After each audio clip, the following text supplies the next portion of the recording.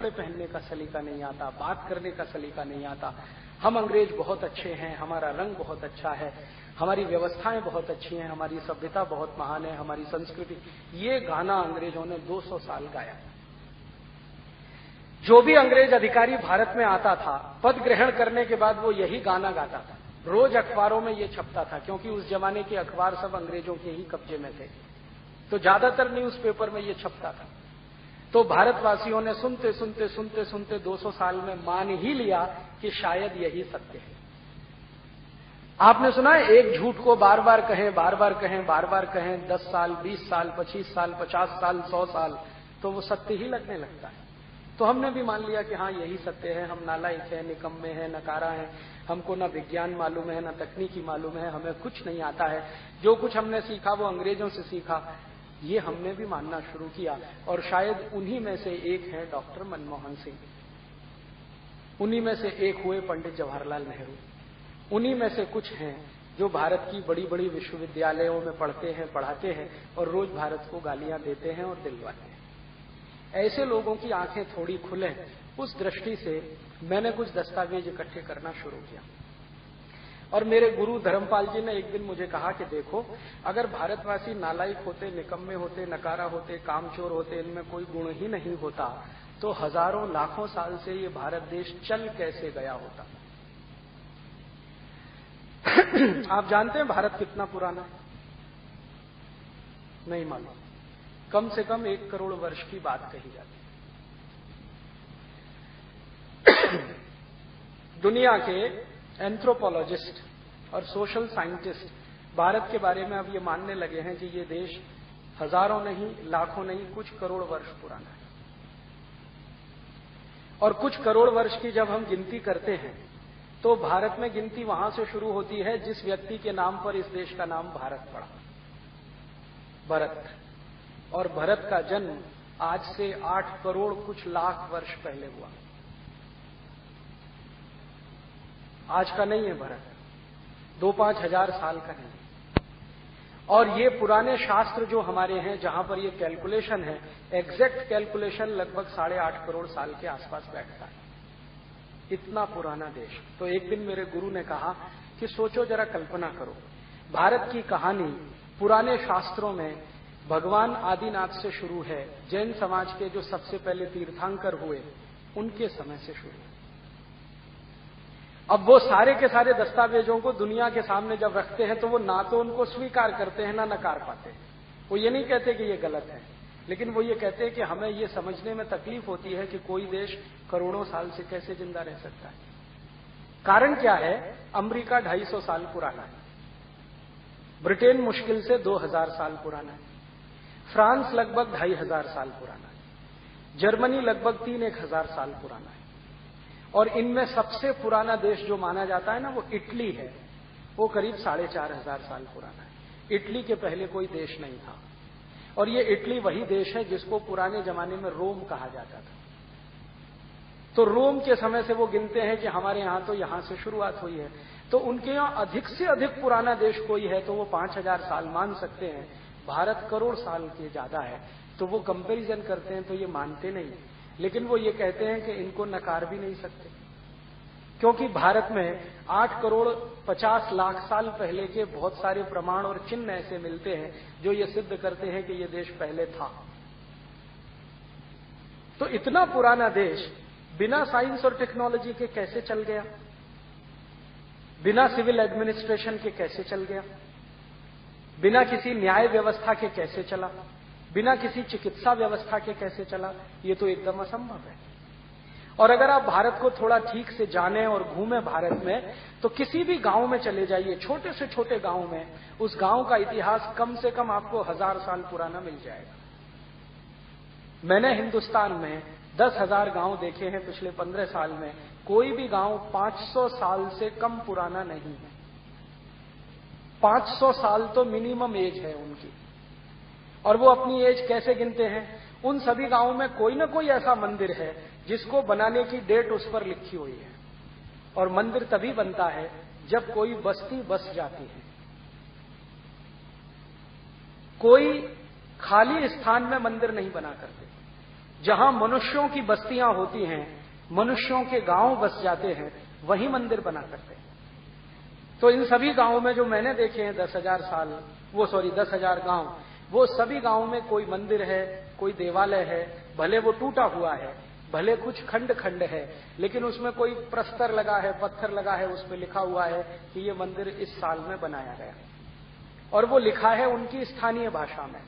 जैसे तमिलनाडु में आप देखो तो तमिल में लिखा है, कर्नाटक में देखो तो कन्नड़ में लिखा है, गुजरात में जाओ तो गुजराती में लिखा है, महाराष्ट्र में जाओ तो मराठी में लिखा है।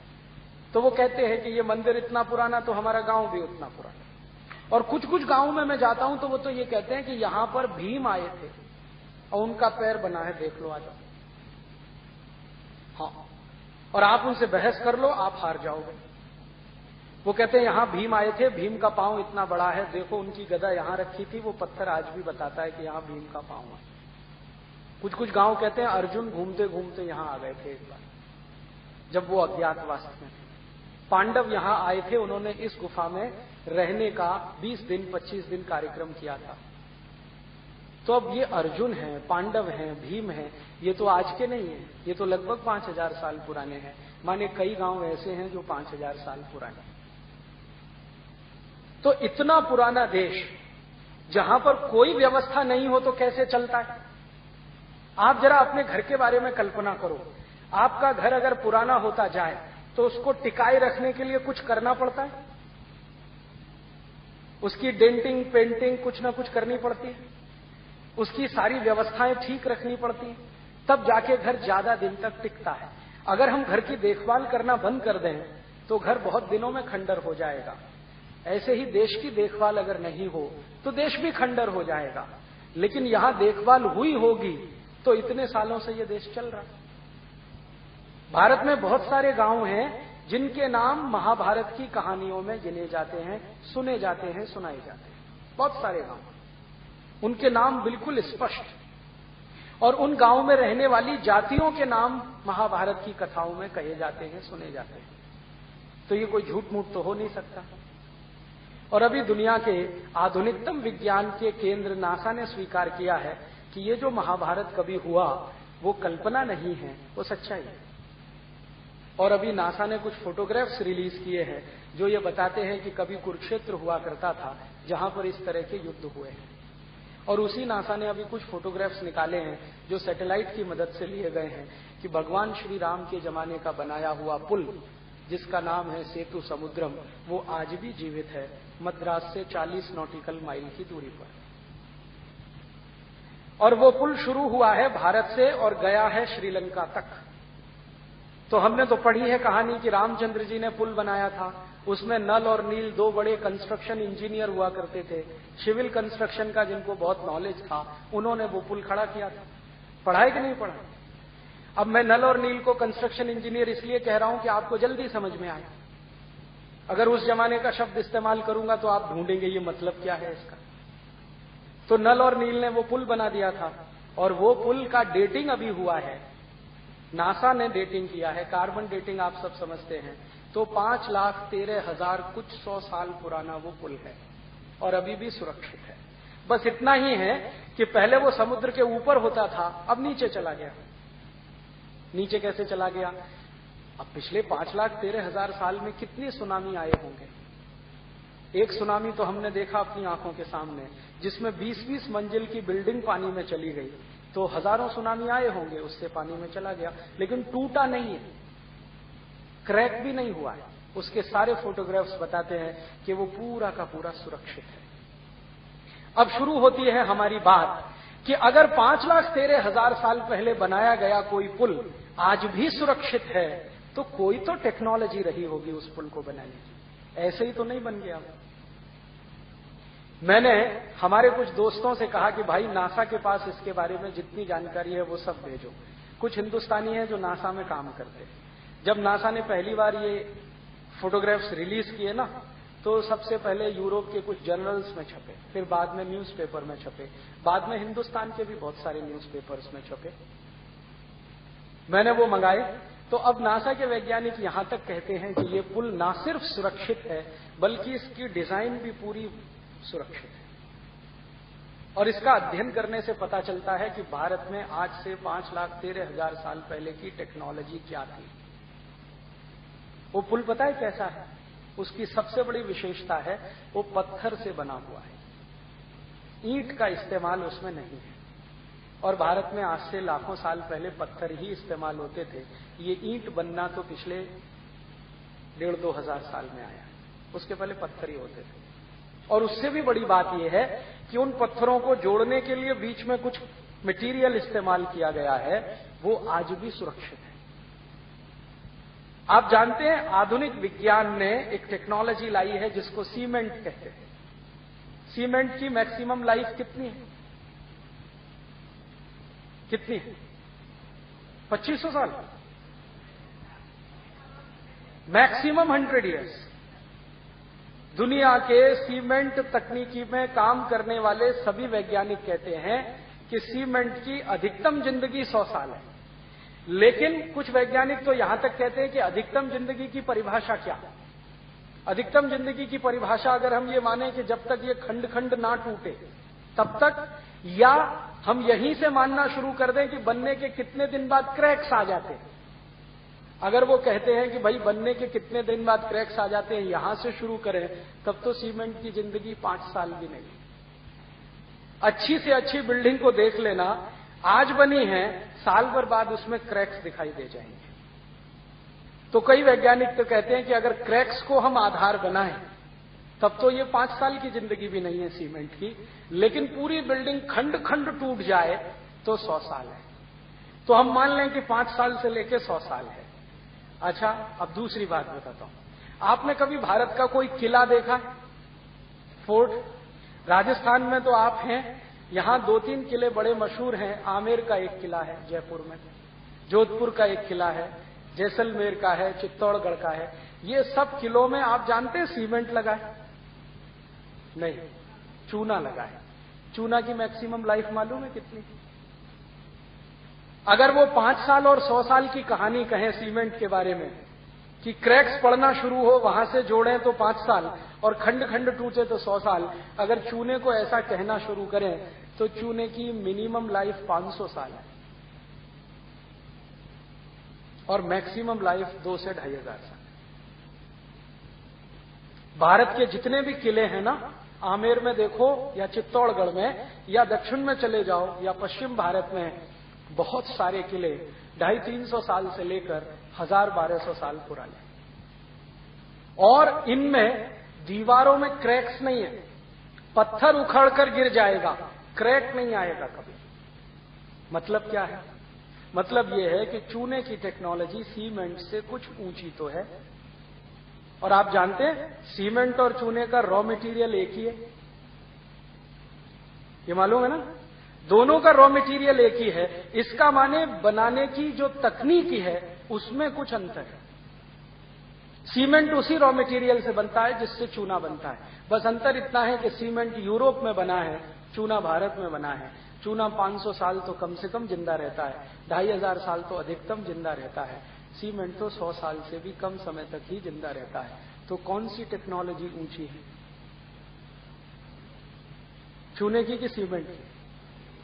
अब आप ये कहेंगे कि अगर ये चूने की टेक्नोलॉजी बहुत ऊंची है तो हम घर क्यों नहीं बनाते इससे? ये प्रश्न आएगा कि नहीं मन में? हाँ, तो इस प्रश्न का उत्तर ये है कि हम चूने से ही घर बनाया करते थे आज से 150 साल पहले तक। जितने घर आप देखो ना भारत में पुराने 150 साल 200 साल, वो चूने से ही बने हैं। हम 150 साल पहले तक सभी भारतवासी चूने से ही घर बनाते थे, और जो भारतवासी थोड़े गरीब होते थे वो मिट्टी से घर बनाते थे। और अभी भी कुछ भारतवासी गिने चुने हैं जो चूने से बनाते हैं, लेकिन मेजॉरिटी में आज सीमेंट इस्तेमाल करते हैं। पिछले 150 साल में हुआ ये कि जो देश में चूना बनाने की टेक्नोलॉजी डेवलप हुई हजारों साल में, अंग्रेजों ने उस टेक्नोलॉजी को बैन किया था। और इस देश में पता है अंग्रेजों ने क्या किया था? 1850 के आसपास एक कानून बना दिया था कि चूने का काम करना गैर कानूनी है और सीमेंट से घर बनाना कानूनी। तो हुआ ये कि जो लोग चूने से घर बनाए, अंग्रेज सरकार जेल में डालती थी उनको, उनके घर तोड़ दिए जाते थे। बुलडोजर ला ला के उनके घर पे चला दिए जाते थे। जो सीमेंट से बनाए उनका एप्रिसिएशन होता था। कारण क्या था? अंग्रेजों को अपनी कंपनियों का सीमेंट बिकवाना था इस देश में और चूने की इंडस्ट्री को खत्म करना था। आप जानते हैं कि चूना और सीमेंट का रॉ मटेरियल एक ही है। तो अंग्रेजों ने क्या किया कि यहां से जो चूने का रॉ मटेरियल है वो सब शिप्स में भर भर के इंग्लैंड भेजना शुरू किया। वहां से वो सीमेंट बन के भारत में आना शुरू हुआ।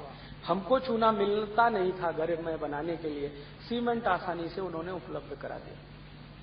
तो भारत में पहले चूना बनाने के छोटे छोटे केंद्र होते थे, छोटे छोटे, लगभग हर गांव में एक, कभी कभी 2 गांव के बीच में एक चूने बनाने के केंद्र आपने कभी देखे हो तो उसमें कोई बड़ी भारी मशीन नहीं लगती है।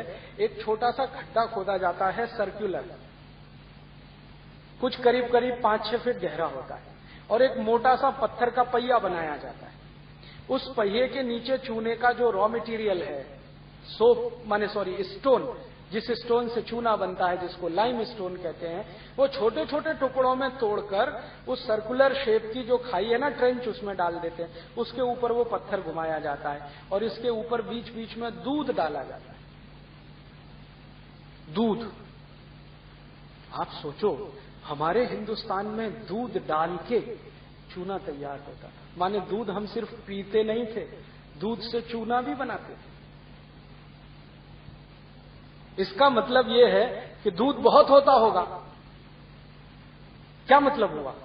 चूने में दूध डाल रहे हैं पानी की जगह, इसका मतलब यह है कि दूध बहुत होता होगा। तो हमने सुना है कि इस देश में दूध दही की नदियां बहती थी, तो नदियों में पानी की जगह दूध नहीं बहता था, दूध का उत्पादन बहुत होता था। और वो दूध इतना होता होगा कि पीते पीते बच गया तो हम उससे नहाते भी थे। आपने सुना है इस देश में कहते हैं दूधो नहाओ, कभी ये सुना है लक्स नहाओ पूतो फल? या किसी से सुना पियर्स नहाओ पूतो फलो? या Johnson and Johnson baby soap नहाओ पूतो फलो? हर बार हम यही कहते हैं दूधो नहाओ पूतो फलो। तो लोग नहाते होंगे दूध से, नहीं तो ये आई कैसे कहावत? और उसका प्रमाण आज भी दिखाई देता है कि हम शंकर भगवान को तो महाशिवरात्रि पर दूध से ही नहलाते हैं या साबुन लगाते हैं। दूध से नहलाते हैं कि ना? तो शंकर जी भी दूध से नहाते हैं, भक्त भी नहाते होंगे।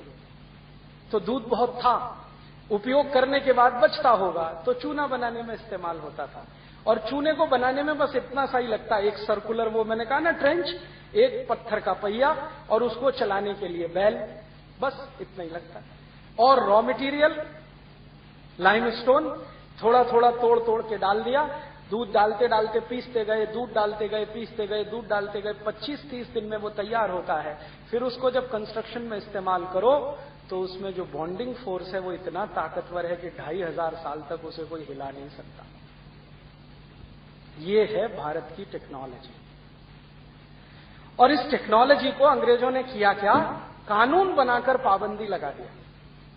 तो 150 साल में ये चूने के जितने भी केंद्र थे सब धीरे धीरे बंद हो गए और उनके स्थान पर अंग्रेजों ने सीमेंट के कारखाने कुछ शुरू कर दिए, जो चालू हो गए, जो आज भी इस देश में सीमेंट बना रहे हैं और लोगों को दे रहे हैं। अब सीमेंट बनाने की जो टेक्नोलॉजी है वो इतनी कॉम्प्लिकेटेड है कि कोई भी गांव में सीमेंट नहीं बन सकता, क्योंकि उस टेक्नोलॉजी के लिए सबसे पहले चाहिए एनर्जी, क्योंकि एनर्जी कंजम्पशन हाईएस्ट है सीमेंट में। बिजली चाहिए, बिजली तो थी नहीं, तो चूना बनाने में तो बिजली की जरूरत नहीं। तो हिंदुस्तानियों ने दिमाग लगा के ऐसी टेक्नोलॉजी विकसित की जो बिना बिजली के चल जाए, और ये यूरोप के मूर्ख लोगों ने एक ऐसी टेक्नोलॉजी लाई जो बिना बिजली के हिलती भी नहीं, चलना का तो दूर की बात है। तो भारत में हर गांव में चूने के केंद्र बन सके क्योंकि बिजली की जरूरत नहीं, और यूरोप में हर गांव में बिजली नहीं तो सीमेंट नहीं। यहां भी हर गांव में बिजली नहीं तो सीमेंट नहीं, तो सीमेंट वहीं बन सकता है जहां बिजली हो, और बिजली हो तो थोड़ी बहुत नहीं हो, ज्यादा हो। 240 वोल्ट की बिजली से सीमेंट नहीं बनता। बिजली बनाने के लिए कम से कम 11,000 वोल्ट लगता है। सीमेंट बनाने के लिए कम से कम 11,000 वोल्ट की बिजली लगती है। तो 11,000 वोल्ट की बिजली बनाने के लिए बड़ा पावर स्टेशन लगता है। और बड़ा पावर स्टेशन बनाने के लिए या तो कोयला लगता है या तो पानी लगता है, और कोयला और पानी जिन गांवों में मिले वहीं बन सकती है, बाकी किसी गांव में तो संभव नहीं है। और जो कोयला और पानी का इस्तेमाल करके बिजली बनाओ तो कोयला जमीन से खोदकर निकालना पड़ेगा, पानी भी आपको जमीन से निकालना पड़ेगा, नहीं तो तालाबों का इस्तेमाल करना पड़ेगा। बहुत दिन जमीन के नीचे से कोयला खोदते चले जाएं तो स्पेस बन जाएगा, उसी स्पेस में भूकंप आएंगे, धरती कंप आएंगे, सुनामी भी आएगा। ये है टेक्नोलॉजी यूरोप की। हमारे यहां ये टेक्नोलॉजी नहीं डेवलप हुई। क्यों? क्योंकि हम होशियार थे, इंटेलिजेंट थे। हमको मालूम है कि जमीन के नीचे कोयला है, लेकिन उस कोयले को खोदकर निकालेंगे तो जमीन खाली हो जाएगी। खाली जमीन निरापद नहीं होती, कभी भी अर्थक्वेक आएंगे, ट्रेमर्स आएंगे तो ढर ढरा के चली जाएगी। तो यूरोप और यूरोप के नागरिकों ने या उनके वैज्ञानिकों ने बिना सोचे समझे कोयला खोद खोद के तो निकाल के फेंक दिया। अब उन खदानों को भरने के लिए कुछ नहीं है, तो उन्हीं स्थानों पर सबसे ज्यादा भूकंप आ रहा है और अब हजारों लोग मर रहे हैं। तो देखो कैसी सुंदर टेक्नोलॉजी है। सीमेंट चाहिए तो बिजली चाहिए, बिजली चाहिए तो कोयला निकालना है, कोयले के साथ पानी भी चाहिए, पानी हमको पीने के लिए और खेती के लिए चाहिए। वो कहते नहीं पहले बिजली के लिए चाहिए, तो पानी इकट्ठा करना है तो डैम चाहिए, डैम बड़े बड़े बनाने हैं तो पैसा चाहिए, और वो डैम क्रैक्स हो जाए तो बाढ़ ही बाढ़। फंस गए ना। इससे अच्छी तो अपनी टेक्नोलॉजी थी कि हमको क्या चाहिए, सोप स्टोन चाहिए, हर गांव में उपलब्ध है। दूध चाहिए, दूध कहीं खोदकर निकालना नहीं पड़ता, निकालना पड़ता है। दूध तो पृथ्वी के ऊपर ही उपलब्ध है, जानवर हैं तो दूध है, उनको घास खिलानी पड़ती है, वो भरपूर दूध दे देते हैं। और घास को हम वेस्ट मटेरियल कहते हैं। इस देश में अद्भुत मशीनें हैं जो वेस्ट खाकर दूध दे देती हैं कि नहीं। गाय, भैंस, बकरी वेस्ट खाती है। आप खा सकते हो घास, आप मानते हो ये वेस्ट है, वो वेस्ट को ही खाती है और बेस्ट क्वालिटी दूध दे देती हैं। वो दूध आप पीते हो, विटामिन ए मिलता है, विटामिन सी मिलता है, ताकत आती है।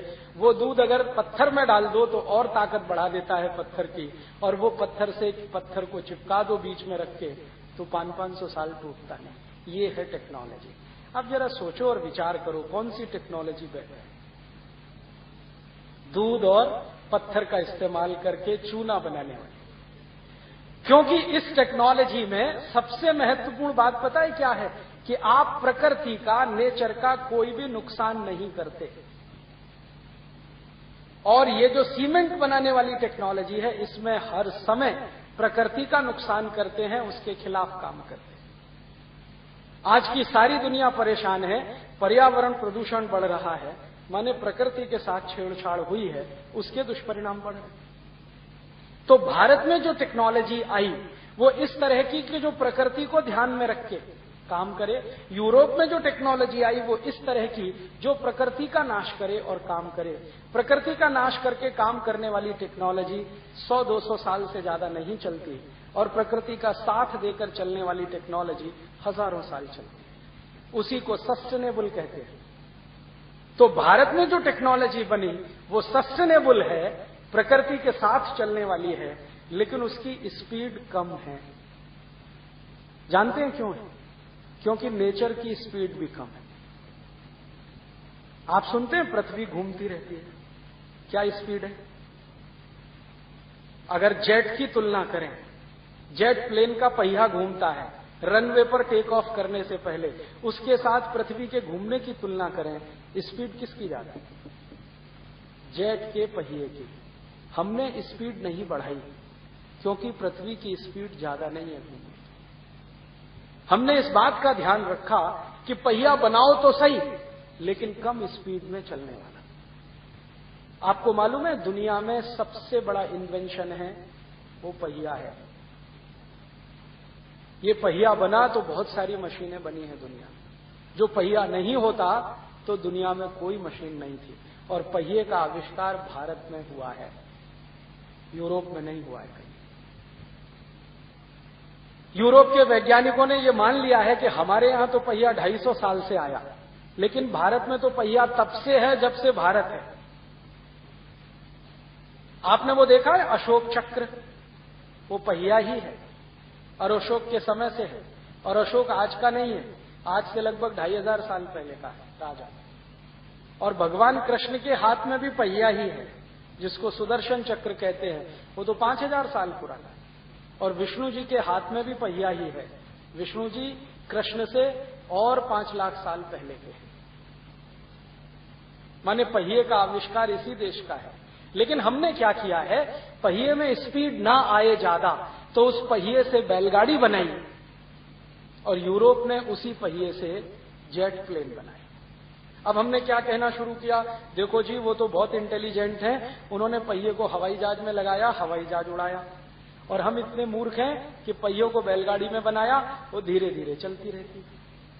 एक बार मैंने ये बात समझने के लिए बैलगाड़ी चलाने वाले एक किसान को पूछा कि भाई आप इस बैलगाड़ी में चलते हो, मुश्किल से 15 किलोमीटर घंटे की रफ्तार से ये चलती है, आपका काम बहुत देरी से होता है, आप ऐसा करो ये बैल को हटा दो, ट्रैक्टर लगा लो, या तो कुछ और कर लो, पहिया आपका मशीन से चले, वो अच्छा होगा। तो उस किसान ने मुझे पूछना शुरू किया कि मान लो मैं ऐसा करूं कि मेरा पहिया तेज चले तो मेरी गाड़ी तेज चले, तो होगा क्या इससे? मैंने कहा आप जल्दी जल्दी सामान लाएंगे, ले जाएंगे। तो फिर कहने लगा और क्या होगा फिर उससे? तो मैंने कहा आपको बहुत पैसा मिलेगा। अभी आप बैलगाड़ी में 1 टन माल भर के सवेरे निकलते हो, शाम को बाजार में पहुंचते हो, फिर वापस उसी दिन आते हो। अगर आपके पास पहिया मशीन से चलने वाला हो गया तो दिन में 50 चक्कर लगा सकते हो, ज्यादा माल बेच के ज्यादा पैसा ला सकते हो। फिर उसने कहा ज्यादा पैसा लाएंगे तो क्या होगा?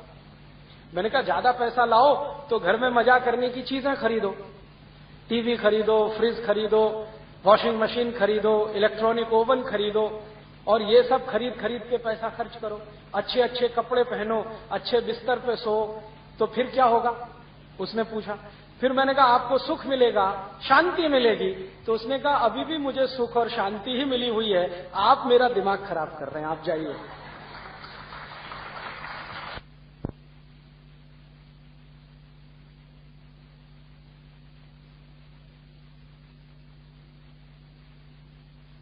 उसने कहा कि आपको नहीं समझ में आता मैं कितने सुख और शांति में हूं, आराम से जा रहा हूं, बैल के गले में घंटी है, इसका संगीत सुनता हुआ जा रहा हूं, भगवान का भजन करता हुआ जा रहा हूं, सवेरे से घर से निकला हूं, शाम को पहुंच जाऊंगा, मुझे कोई जल्दी नहीं है। मैंने पूछा भाई क्यों जल्दी नहीं है? तो उसने कहा मेरा अगला जन्म भी है, फिर उसका अगला जन्म भी है, और 84 लाख बार मुझे भारत में पैदा होना है, मुझे कोई जल्दी नहीं है, हर काम मैं आराम से करूंगा। उस दिन मेरे समझ में आया यूरोप को बहुत जल्दी है, अमेरिका को बहुत जल्दी है। पता है क्यों? क्योंकि उनके यहां दूसरा जन्म नहीं होता। आपको मालूम है क्रिश्चियनिटी में रीबर्थ नहीं होता, पुनर्जन्म नहीं होता, इस्लाम में भी नहीं होता। क्रिश्चियनिटी की जो सबसे पुरानी किताब है ना, ओल्ड टेस्टामेंट, उसमें पुनर्जन्म नहीं होता। तो जिन सभ्यताओं में पुनर्जन्म नहीं होगा वहां हर चीज की जल्दी है, क्योंकि एक ही जीवन मिला है, जितना करना है एक ही जीवन में करना है, मजा लेना है तो एक ही जीवन है, मार खानी है तो एक ही जीवन है, सुख लेना है तो एक ही जीवन है, समृद्धि लेनी है तो एक ही जीवन है। यहां तो बार बार का जीवन है, इसलिए हर चीज यहां धीमी है। और इससे भी ज्यादा गहरी बात करता हूं, भारत देश की जलवायु और यूरोप और अमेरिका की जलवायु बहुत अंतर है। आप जानते हैं यूरोप और अमेरिका बहुत ठंडा है, और यूरोप और अमेरिका में 2 ही मौसम होते हैं, ठंडा और भयंकर ठंडा। तीसरा कोई मौसम नहीं है उनके पास। एक तो ठंडा और एक भयंकर ठंडा। भयंकर ठंडा तब होता है जब तापमान -40 डिग्री सेंटीग्रेड होता है, तो भयंकर ठंडा। और ठंडा तब होता है जब तापमान -4 डिग्री या शून्य के ऊपर 4 डिग्री, ये तापमान। तो एक तो ठंडा, एक भयंकर ठंडा। गर्मी नहीं होती वहां, और बारिश होने का चांस नहीं है। क्यों? यूरोप में जब बहुत ठंडा तापमान हो ना, तो वो 1-2 महीने नहीं होता, 6-6 महीने होता है। 6-6 महीने -40 डिग्री। क्या होगा फिर? बर्फ गिरती रहती है, बारिश की जगह बर्फ गिरती है।